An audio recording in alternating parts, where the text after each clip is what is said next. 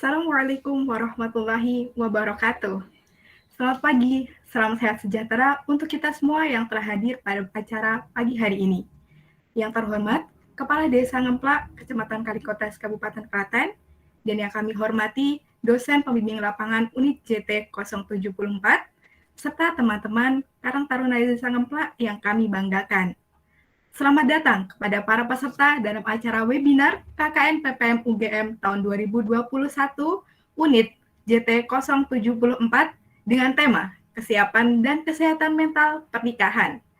Sebelum memasuki acara, marilah kita panjatkan doa sesuai agama dan keyakinan masing-masing agar acara webinar pagi hari ini bisa berjalan dengan kondusif dan lancar. Berdoa mulai.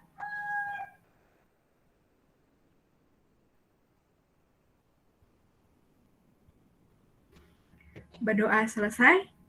Perkenalkan, saya Aisyah Wanda akan memandu acara sampai dengan selesai.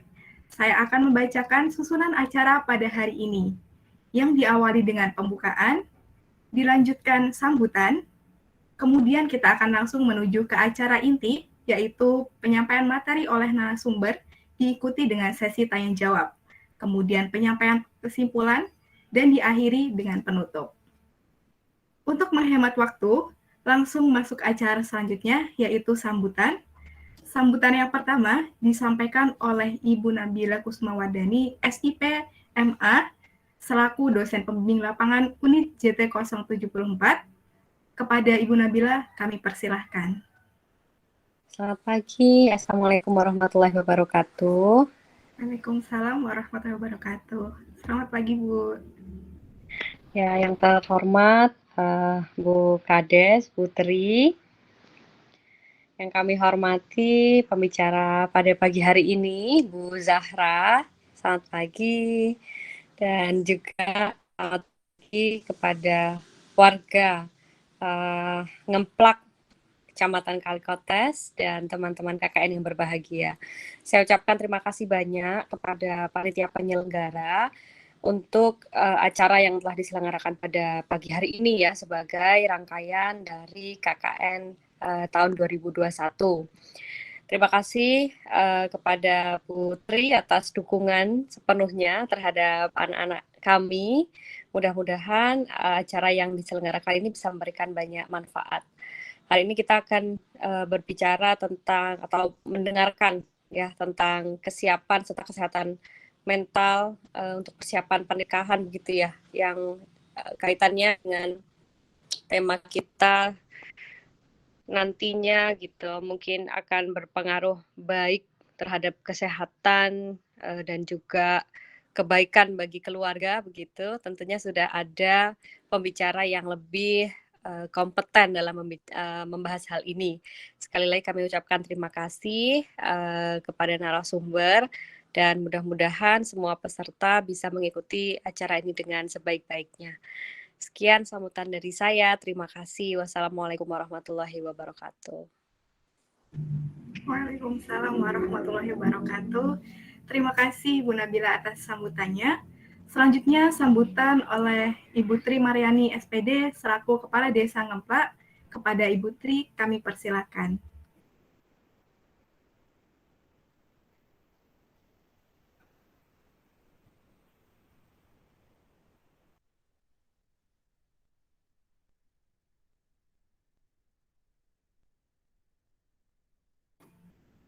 Mungkin saya ulangi kembali. Selamat datang Ibu Tri Mariani.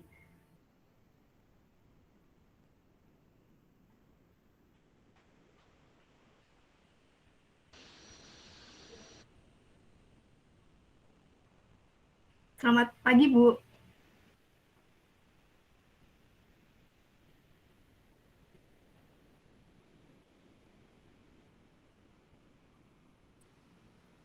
Masih mati, Bu, mikrofonnya.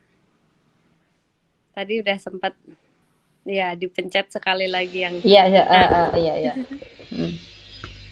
Ya, sudah Bu, sudah terdengar. Iya, siap. Iya. Mohon kesediaannya Bu untuk sambutan dari selaku Kepala Desa Ngemplak. Monggo. Oh ya, Kami persilakan. siap. Iya. Assalamualaikum warahmatullahi wabarakatuh. Waalaikumsalam Eh, warahmatullahi wabarakatuh. ya, kepada Mbak Nabila yang cantiknya luar biasa pagi ini, Waduh.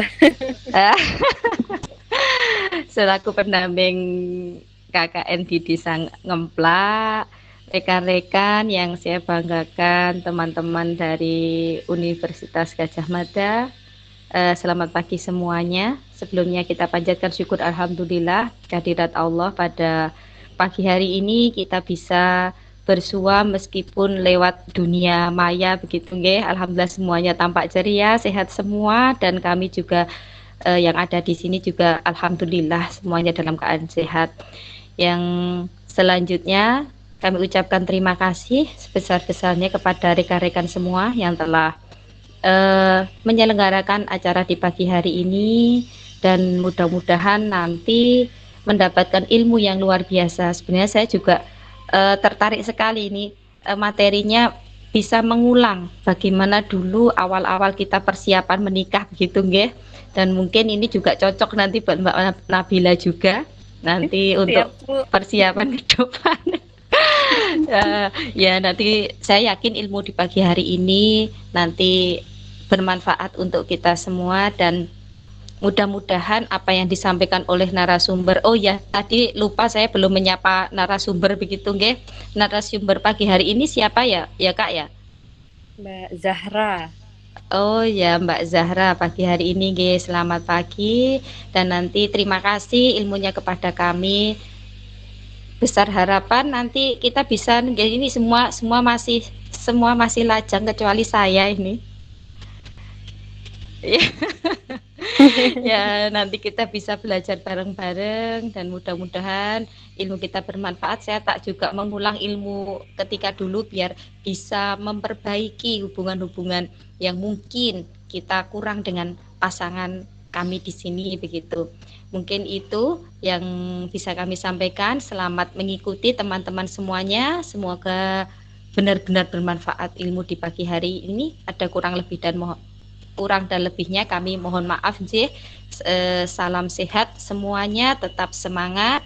Assalamualaikum warahmatullahi wabarakatuh. Waalaikumsalam. Waalaikumsalam warahmatullahi wabarakatuh. Terima kasih Bu Tri atas sambutannya. Ya, sebelumnya mengingatkan kepada teman-teman peserta untuk mengisi formulir kehadiran melalui link yang sudah panitia kirimkan melalui kolom chat. Monggo boleh diisi. Ya, kemudian kita akan memasuki acara inti, yaitu penyampaian materi oleh narasumber, dan materi webinar kali ini akan disampaikan oleh narasumber yang menarik, yaitu Mbak Zahra Frida Intani, Magister Psikologi. Beliau salah satu alumni Fakultas Psikologi Universitas Gadjah Mada, dan sekarang aktif sebagai psikologi klinis di lembaga Hanania Consulting. Sepertinya beliau sudah hadir. Mari kita sapa dulu. Assalamualaikum. Halo Mbak Zahra. Waalaikumsalam. Mbak Aisyah ya panggilannya ini ya? Iya, betul Mbak. Ya, ini biar lebih akrabnya saya manggilnya Mbak Zahra ya berarti ya? Ya, boleh. Oke, iya. Bagaimana kabarnya nih Mbak? Alhamdulillah sehat. Alhamdulillah sehat ya. Ya, sudah siap ya Mbak untuk menyampaikan materinya? Okay. Baik. Tidak perlu menunggu lebih lama lagi, penyampaian materi selama 50 menit ke depan oleh Mbak Zahra, kami persilahkan. Baik, terima kasih Mbak Aisyah. Assalamualaikum, selamat pagi semuanya, Bu Nabila, Bu Tri, dan juga teman-teman Karang Taruna ya dari Desa Ngemplak. Nah, sebelumnya mohon maaf kalau di background suara saya mungkin terdengar suara merdu begitu ya. Ada suara lagu-lagu dari burung, mohon dimaklumi. Jadi buat hiburan kita sekalian, tapi nanti tetap fokusnya adalah di materi yang kita hari ini sharing bersama. Mungkin teman-teman panitia, Mbak Farah boleh screen sudah di-share PPT-nya? Iya, sudah Mbak ditampilkan. Baik, saya pin dulu. Oke. Nah, perkenalkan saya Zahra. Tadi sudah diperkenalkan juga dengan Mbak Aisyah. Saat ini saya adalah psikolog klinis di Hanania Consulting Kota Semarang. Nah, hari ini kita akan ngobrol-ngobrol begitu ya. Ada berbagi materi dari saya, tapi mungkin nanti di sini ada teman-teman yang sudah punya pengalaman masing-masing. Boleh nanti sharing-sharing. Curhat-curhat tipis-tipis juga nggak apa-apa. Nanti di sesi tanya-jawab begitu ya. Hari ini kita akan membahas tentang kesiapan dan kesehatan mental pernikahan. Kenapa sih kok kita perlu untuk membahas hal ini? Karena sebenarnya pasangan yang tangguh, pasangan suami istri yang tangguh, itu kalau dari penelitian banyak sekali menghasilkan dampak-dampak positif begitu, termasuk salah satunya adalah bagaimana parenting yang sehat, bagaimana pola asuh yang baik terhadap anak. Ternyata juga dipengaruhi dengan bagaimana hubungan antara suami istri. Jadi banyak sekali begitu dampak positifnya ketika kita mengetahui dan mempersiapkan sejak dini bagaimana sih kehidupan pernikahan tersebut. Nah, sebelum kita bahas lebih lanjut, ada satu pertanyaan yang harapannya bisa teman-teman peserta nanti jawab di kolom komentar ya teman-teman. Nah, saya manggilnya teman-teman nggak apa-apa ya. Nah, pertanyaan pertama, menikah itu untuk apa sih? Pertanyaan dasar yang kadang-kadang mungkin tidak semua orang juga pernah memikirkan hal tersebut. Ayo, ada yang mau berpendapat di kolom komentar? Mungkin silahkan disampaikan, menikah itu untuk apa sih?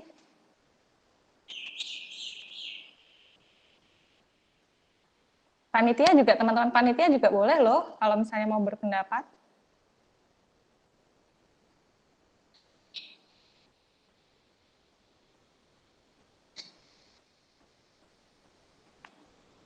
Membangun keluarga, oke. Menyempurnakan separuh agama, oke. Ada lagi?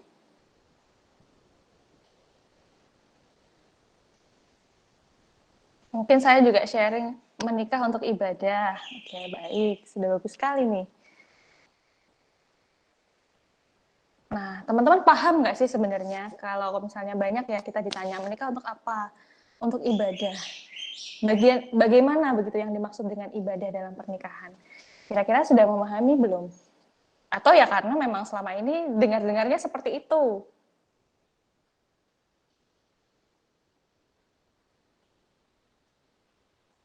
Oke.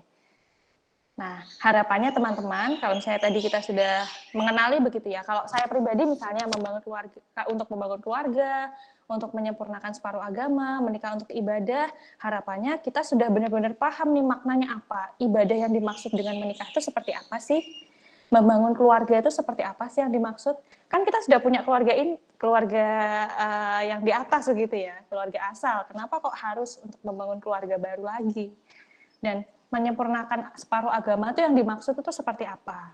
Nah, ini yang perlu nanti dipahami. Karena apa? Ini akan menjadi tujuan pernikahan kita. Seperti ibaratnya teman-teman nanya ke diri sendiri begitu ya. Aku tuh sekolah buat apa sih? Aku tuh bekerja buat apa sih? Apa karena ya disuruh sekolah jadi sekolah? Atau ya karena biar punya uang aku jadi bekerja dan lain sebagainya. Nah, ini yang nanti akan mendorong kita atau membantu kita untuk tetap mempertahankan aktivitas tersebut.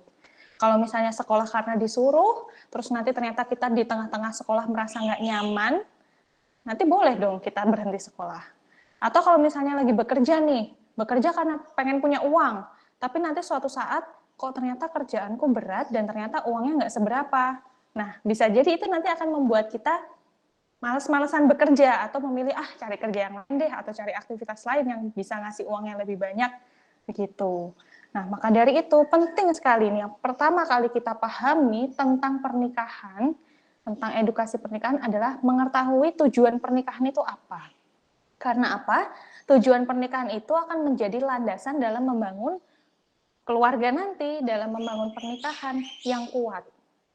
Nah, kuat atau tidaknya tujuan keluarga ini nanti bisa dikaitkan juga dengan pilihan kita. Jadi masing-masing orang itu punya tujuan pernikahannya berbeda-beda. Ada yang bilang sama saya begitu ya, kalau lagi konseling caten, calon pengantin di puskesmas, ada yang bilang menikah ya karena pengen punya anak, Mbak, misalnya seperti itu. Baik, menikah karena ingin punya anak.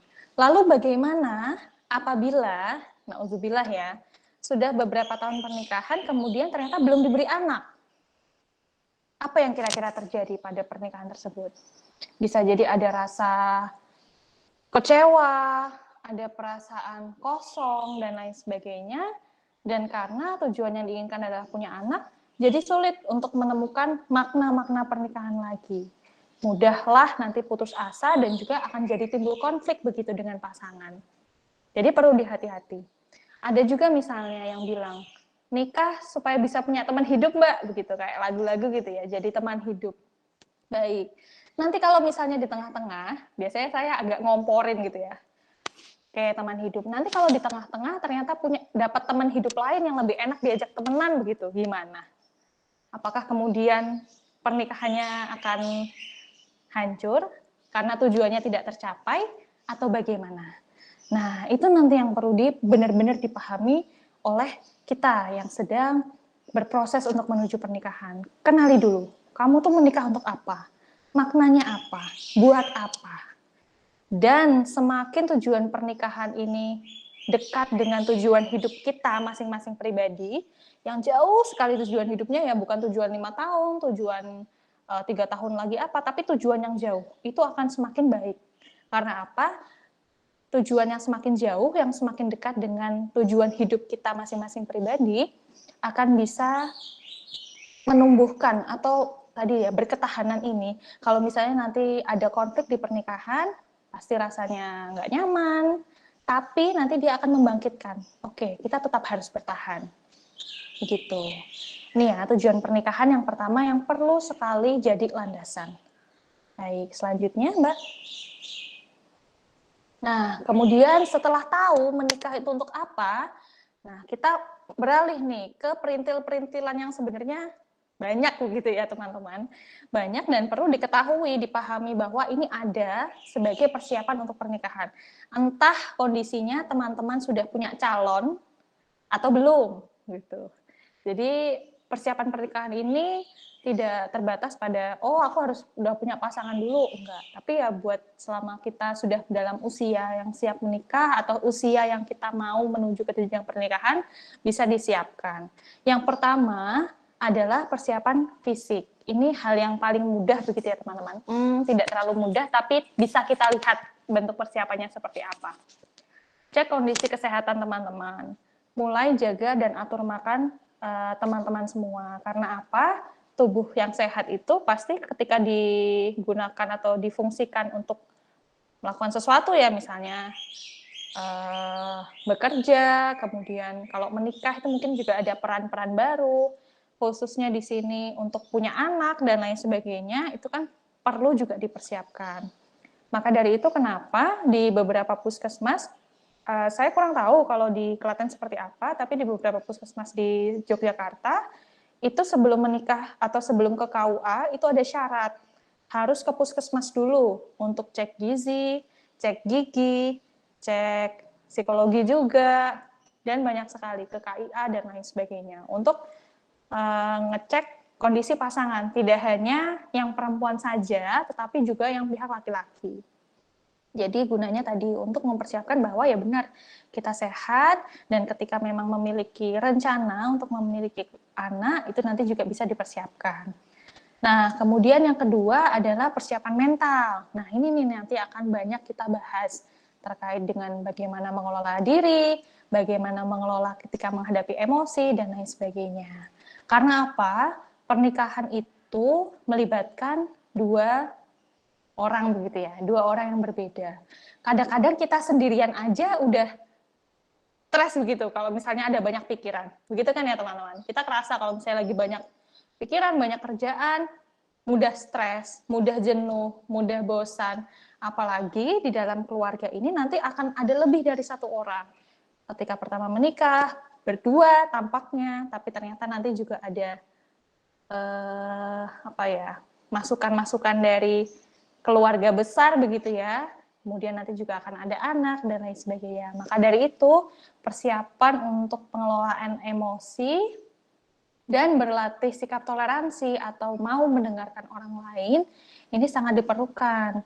Biasanya ketika calon pengantin melakukan konseling pranikah, nah nanti fokusnya adalah di sini, bagaimana dia memahami diri, kita memahami diri kita, memahami pasangan, mengelola emosi, dan cara menyelesaikan konflik. Begitu. Persiapan mental ini sebenarnya difokuskannya pada masing-masing individu.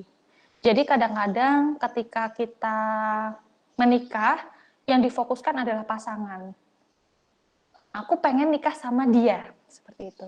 Jadi tujuan menikahnya bukan menikah, maksudnya bukan membangun sistem yang baru, tapi fokusnya adalah maunya sama dia begitu, sama si Mas itu misalnya, atau sama si Mbak itu, sama si D itu. Jadi kita fokus untuk melihat dia terus, oh dia kayaknya cocok deh sama aku, dia punya karakter yang baik, dia pengertian dan lain sebagainya.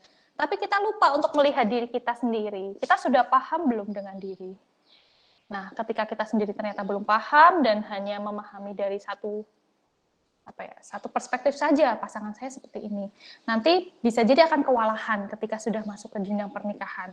Karena ketika sudah menikah itu banyak yang bilang begitu ya, waktu pacaran itu berbeda dengan waktu menikah. Nah, maka dari itu yang paling penting adalah sebenarnya kenal dulu sama diri. Gitu. Nanti kita akan bahas lebih jauh tentang persiapan mental. Dan yang ketiga adalah persiapan ekonomi. Persiapan ekonomi ini bukan maksudnya, oh harus nabung banyak dulu Mbak, makanya terus habis itu bisa dikatakan siap menikah. Oh, tidak seperti itu. Karena persiapan ekonomi ini justru titik beratnya adalah komunikasi untuk pembagian peran. Misalnya, siapa yang berperan untuk mencari nafkah? Kira-kira pembagiannya kalau misalnya dua-duanya ternyata bekerja, bagaimana? Kemudian kalau satu saja bagaimana? Kemudian yang mengelola keuangan bagaimana? Dan berlatih untuk mengeluarkan uang gitu ya, sesuai dengan kebutuhan, bukan hanya keinginan. Nah, itu yang bisa teman-teman yang sekarang masih belum menikah ini latihkan dari sekarang. Coba amati. Saya itu masih suka belanja di Shopee kalau lagi ada diskonan. Belanjanya kayaknya harganya sedikit-sedikit kok lama-lama tapi banyak begitu ya. Karena mumpung diskon. Nah, coba dilihat kita masih punya keinginan seperti itu atau tidak. Karena ketika masih belum menikah, fokusnya memang ke diri begitu ya. Maksudnya masih pengeluaran sendiri dan lain sebagainya. Sedangkan ketika sudah menikah, kita memiliki kebutuhan yang akan nanti ditanggung bersama-sama begitu. Ketika kita belum mampu membedakan mana yang keinginan dan mana yang kebutuhan, khawatirnya nanti bisa menimbulkan konflik sendiri. Konflik itu memang tidak bisa dihindari, tapi dengan kita persiapan, kita akan lebih siap untuk menghadapi konflik. Termasuk salah satunya persiapan ekonomi ini. Nah, jadi tadi ya bukan masalah banyaknya uang yang kita punya, tapi bagaimana kita memahami peran-peran, khususnya dalam peran ekonomi ini, siapa yang mencari nafkah, kemudian bagaimana pengelolaan ekonomi di keluarga, dan lain sebagainya. Yang paling penting adalah perlu saling menerima, menghargai, dan menghormati. Karena ketika kita sudah saling tahu nih ya, oke baik kondisinya aku bekerja, kamu tidak. Ya maka ya inilah yang perlu diterima, tidak perlu kok aku aja sih yang kerja, dia enak-enakan dan lain sebagainya. Tidak seperti itu. Komunikasikan saja, saling membantu. Kesalingan ini juga diperlukan dalam persiapan pernikahan dan dalam pernikahan. Itu yang persiapan ekonomi. Kemudian yang keempat adalah persiapan ilmu. Bagaimana kita bisa mengerjakan ujian kalau kita tidak belajar, gitu kan? Bisa sih Mbak ngerjain ujian ya tinggal ngitung aja A B C D seperti itu. Oke, bisa seperti itu. Ujiannya akan selesai. Tapi apakah mendapatkan hasil yang maksimal dan akan mendapatkan ilmu begitu ya? Nilai mungkin dapat, nggak tahu nilainya berapa. Kalau beruntung nilainya bagus, kalau tidak nilainya ya tidak bagus. Tapi apakah dapat makna begitu dari proses ujian itu? Apakah dapat ilmu? Maka dari itu dalam pernikahan juga teman-teman perlu yang namanya ilmu. Ilmu ini nanti teman-teman yang perlu dibaca-baca, bisa sambil mendengarkan webinar seperti ini, adalah tentang peran-peran baru yang akan nanti dimiliki ketika sudah menikah. Contohnya, peran sebagai istri, peran sebagai suami, peran sebagai orang tua, peran sebagai menantu, peran sosial, peran di masyarakat begitu ya. Karena kan kalau sudah menikah mungkin nanti akan tinggal sendiri, kemudian juga akan punya lingkungan tetangga, masyarakat dan komunitas. Coba dipelajari. Nah, peran-peran ini dengan kita saling paham dan kita memahami, jadi nanti tidak ada yang namanya iri-irian. Kenapa sih kok dia bisa keluar rumah begitu ya untuk kerja, terus habis itu nggak di rumah terus nih, aku bosan di rumah terus dan lain sebagainya. Nah, ketika kita tidak paham, maka mudah sekali tadi merasa iri atau merasa keki begitu ya dengan perilaku pasangan. Tapi kalau kita paham yang kita lakukan ini, misalnya saya memasak nih, saya memasak itu bukan karena suami saya tidak mau masak misalnya atau tidak bisa masak, dia memilih pekerjaan yang lain. Tapi karena saya tahu dengan masak ini saya mendapatkan pahala. Misalnya tadi tujuannya adalah ibadah gitu. Jadi tidak jadi iri-irian. Nah, mengenal peran-peran baru ini juga berfungsi untuk membuat boundaries atau batasan. Batasan ini yang biasanya memunculkan konflik di dalam rumah tangga. Misalnya tidak tahu nih kalau belum membuat sistem dalam keluarga. Jadi kalau di keluarga kita sistemnya itu yang misalnya membahas tentang parenting anak begitu ya, pola asuh anak. Itu yang kesepakatan antara suami dan istri. Kalau misalnya ada nenek misalnya yang memberikan saran-saran untuk pengasuhan anak, nggak apa-apa ditampung, tapi yang memutuskan harus seperti apa itu tetap suami istri. Itu adalah boundaries atau batasan. Karena kalau tidak ada boundaries, akhirnya nanti kebingungan. Semua orang bisa masuk ke dalam keluarga, dan itu akan berbahaya. Sama seperti misalnya, ketika sudah menikah, bagaimana boundaries terhadap teman atau orang di luar keluarga. Oh ternyata tipe keluarga kami itu santai kok, jadi nggak apa-apa kalau misalnya kamu masih mau nongkrong-nongkrong dan lain sebagainya. Oke, itu disepakati, dua-duanya harus sepakat dan saling tahu. Maka ketika ada interaksi di luar keluarga dengan teman-teman, udah lebih siap gitu loh hatinya.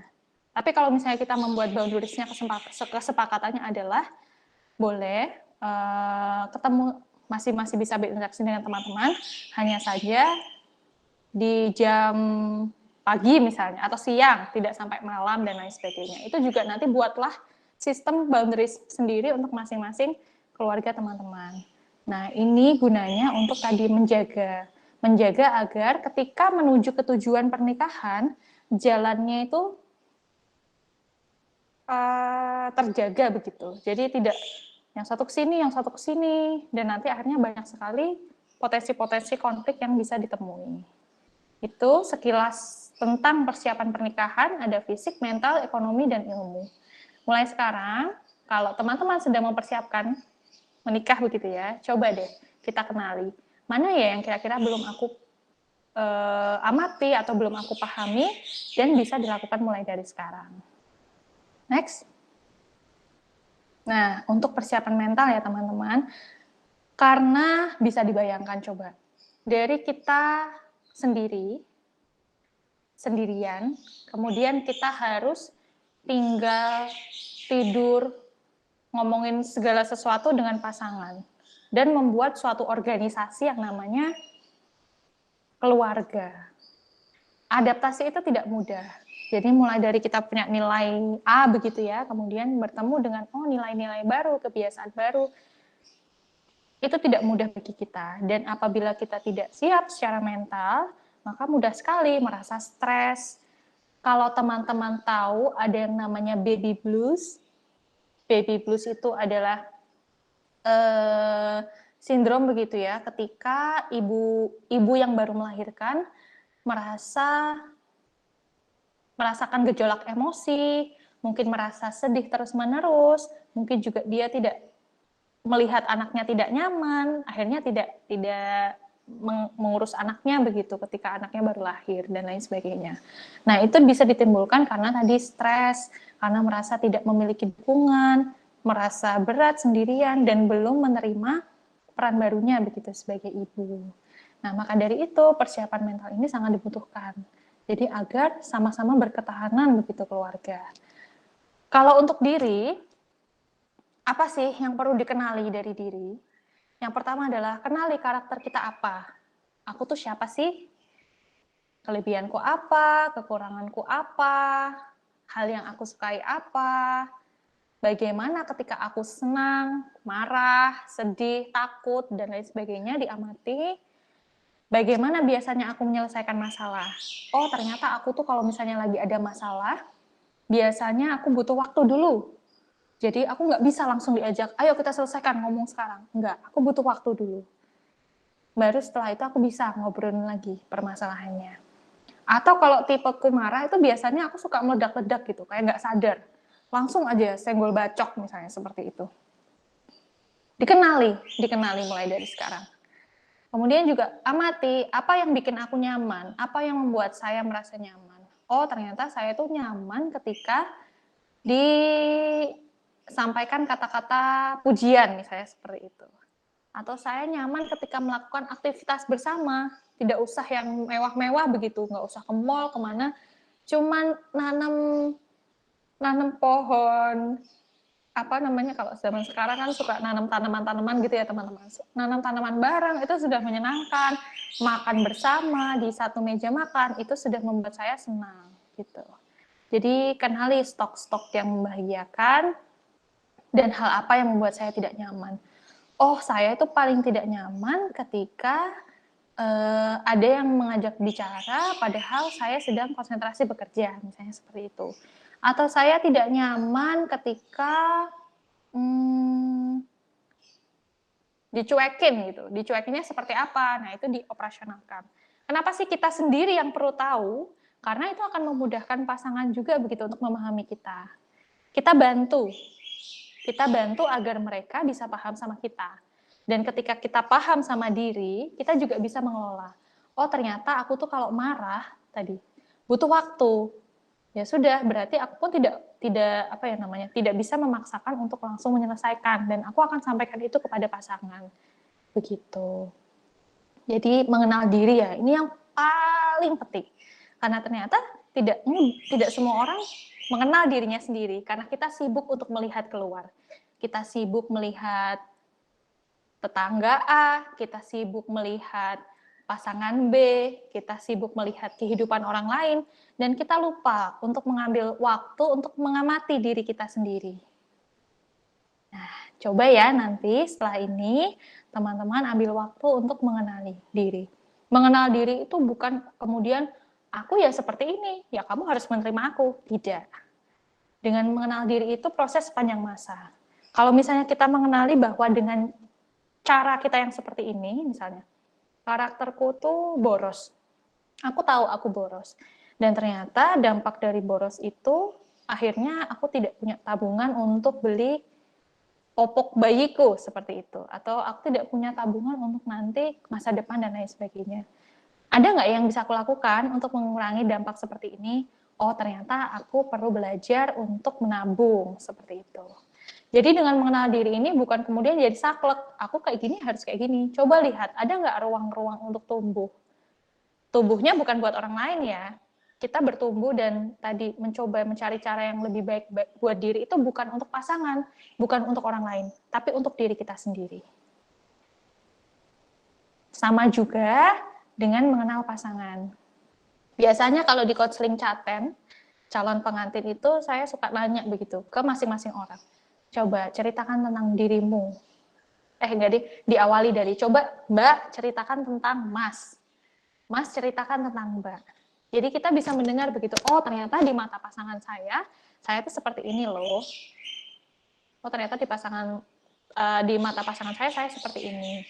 Nah berarti apa ini hal-hal yang bisa kita bantu untuk dia lebih memahami lagi diri, dan kita jadi tahu, oh ternyata di mata pasangan saya tuh nyebelinnya atau hal yang membuat dia merasa nggak nyaman tuh ketika saya seperti ini. Nah, itu nanti bisa jadi bahan diskusi untuk menyesuaikan diri.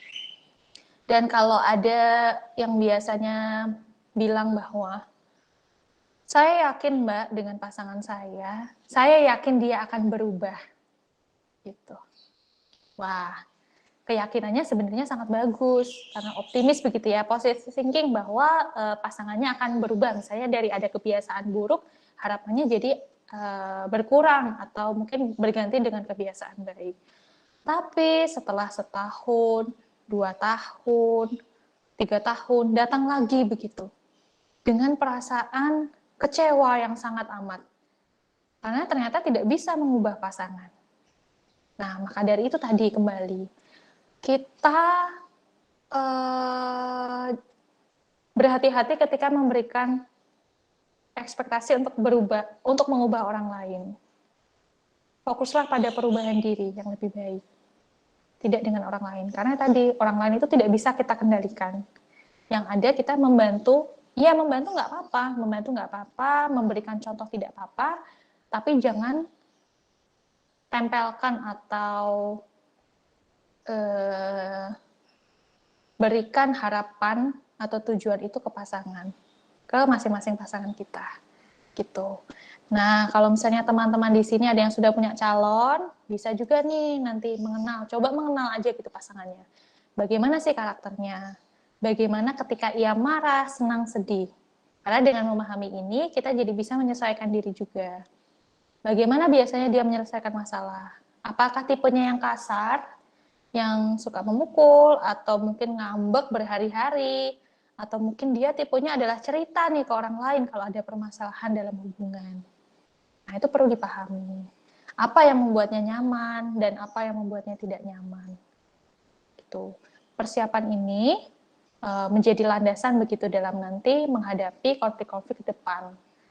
Jadi perlu mengenal diri sendiri dan pasangan. Tapi yang lebih penting tadi mengenal diri. Oke, next.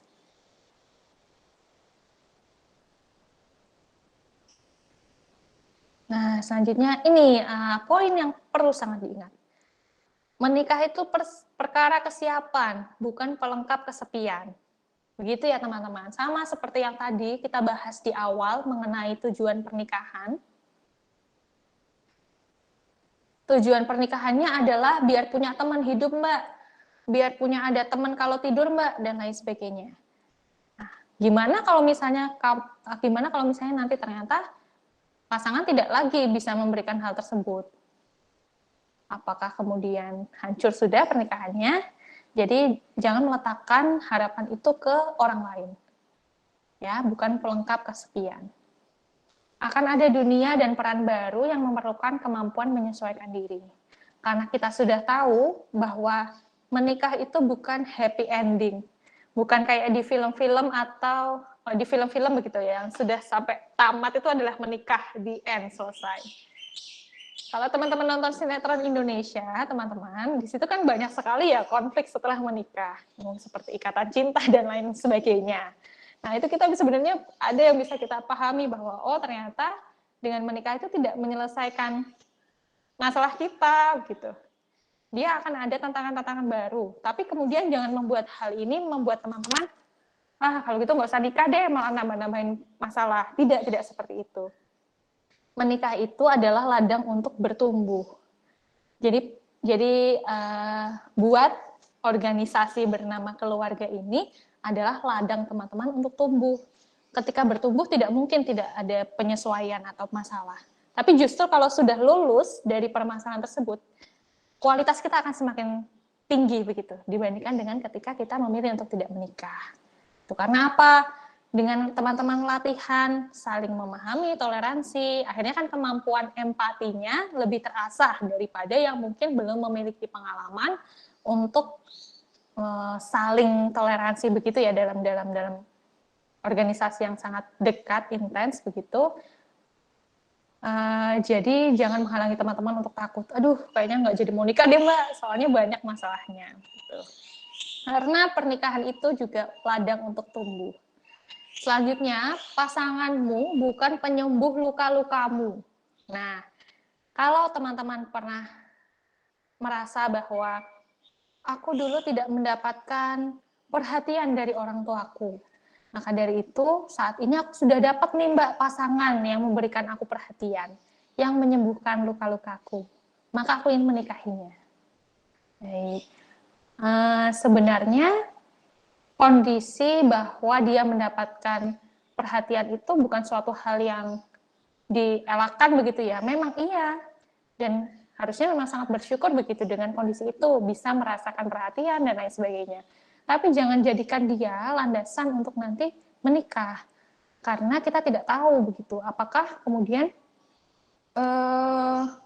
itu benar-benar adalah obat dari luka-luka kita, karena tidak ada orang lain yang bisa menyembuhkan luka kita sendiri yang akan menyembuhkannya, dan Tuhan tentunya yang menyembuhkan dengan upaya kita. Jadi hati-hati karena nanti bisa dikecewakan begitu ya teman-teman, karena kembali lagi sekali lagi pasangan itu adalah orang di luar diri yang tidak bisa 100% kita kendalikan.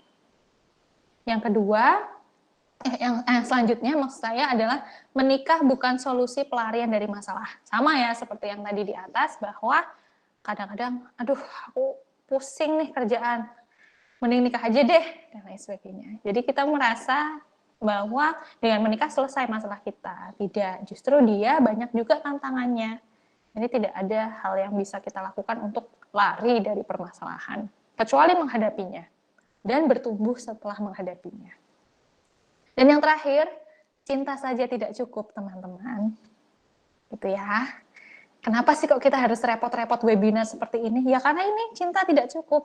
Harus ada ilmu, harus paham apa sebenarnya nanti yang akan dihadapi ketika pernikahan.